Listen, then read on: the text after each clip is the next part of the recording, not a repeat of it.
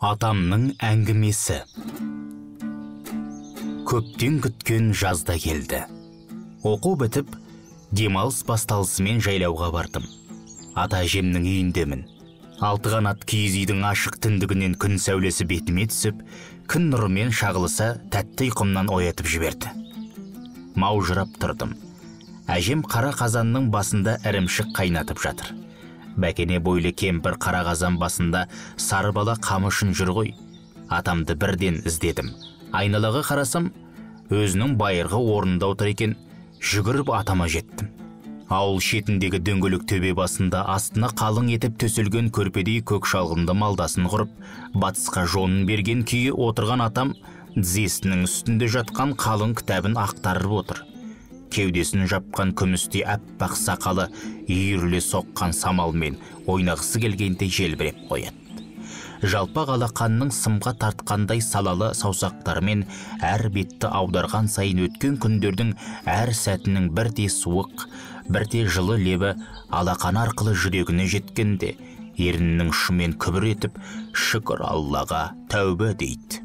Менің атам әңгіме ертегіні көп білуші еді. Осы төбенің басында атасы немересі болып жұбымыз жазылмай жарасып отырушы ек. Ата, сенің әңгімеңді сағындым, айтып берші. Айналайым ботам, саған айтпағанда кімге айтам? Сен менің көз көрген тұңғыш немеремсің. Сен менің барымсың, ұрпағымның тамырысың ғой. Келе ғой маңдайынан иіскенш, қандай ғажап иіс деп атам әңгімесін бастады. Жайлау, саф ауа, қоңыр салқын жер. Анау жотаның төбесіне шықсаң, бұлттарға қолың жетердей аспанмен таласқан таулар. Жайлаудың қызығың үлкен ағаларың мен сен сияқты қойшының балалары жақсы түсінеді, жақсы біледі. Өйткені көзіңізбен көріп, сол жайлауды өстік.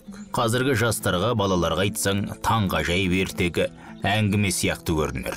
Иә, жайлау.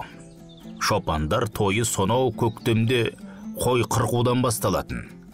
Қой қырқу артынан күпіге түсіру ортада 1-2 күн өтеді.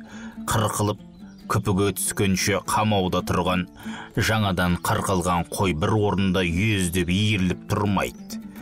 Ал қойдың қасында біз тойдың басында әкеміз ең қиыны сол ғана. Біраз күннен кейін жайлауға көшеміз. Мал жайлауға жеткенде артымыздан көш көлігі келеді.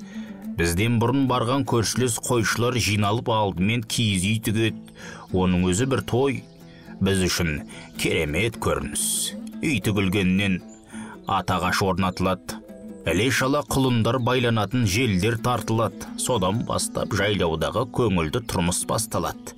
Шіркін, жайлау. Ол кездегі біздің ойындарымыз қандай қызықты еді. Қазіргі балаларды күндейді әртүрлі ойыншық машиналар жоқ. Біздікі әртүрлі тас ағаштан жасалған машиналар мен босаған құмыралар. Анау тас көрші шопанның үйі, мынау тас біздің үй. Анау бір төменде тұрған тас етектегі апамыздың үйі. Осы аралықта қызықты ойындар жүретін. Көршілердің ұлдарымен кешегі сойылған марқаның терісімен көкпар тартамыз. Әрине, құлын бәйге. Біздің жұрттың төмен жағындағы сайда шығынық гүлдерімен жабайы таңқурай бітік өскен. Шығынық гүлінің тұқымдарынан қыздар моншақ тізеді. Атамның айтқан әрбір әңгімесі, қиса дастандары құлағыма сіңіп қалыпты. Бүгіндер мені еркелетіп, әңгімесін айтатын атамды сағындым.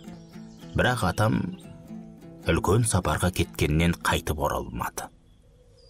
Елдос Тоқтарбай.